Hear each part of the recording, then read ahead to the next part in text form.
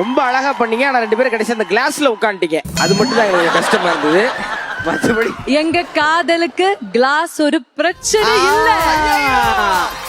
கண்ணாடி இல்ல, இன்னும் எத்தனை பாட்டிலோட வந்தாலும் அதை நாங்க தாண்டி தீல கூட விஜய் உட்காருங்க எனக்காக. பண்ணி நம்ம அடுத்த நிமிஷம் பண்ணிடுறேன். Swasika, thank you so much.